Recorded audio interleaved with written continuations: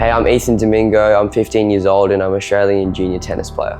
I'm Renee, Alame, I'm 16 years old and I'm a junior Australian tennis player who's aspiring to be a professional one day and be #1 in the world.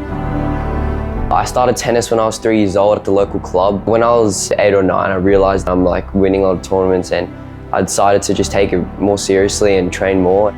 I got started when I was 3 years old, just following the footsteps of my sister. Growing up playing, I just always found joy in doing things my own way and just finding out how to work things out on the court.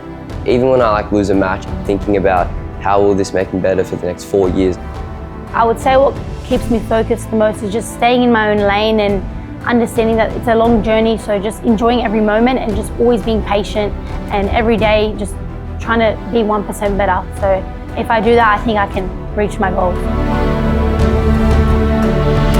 In January, I'll be playing the main draw of the Australian Open Juniors. It means a lot to me because I'm playing at my home slam and a lot of my friends and family come out to watch me and they support me. When I play that, I know that I have people behind me and I have family and supporters, and it's nothing like being in your own country.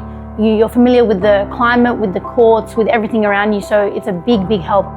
The Australian Open trophy holds a lot of history because all the great players who won that tournament and they've held that trophy. So it means a lot to just see it and think about one day maybe I can hold that trophy as well.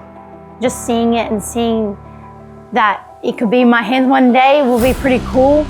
Just to work towards it, and it just inspires me and other kids to do better and most importantly have fun while doing it.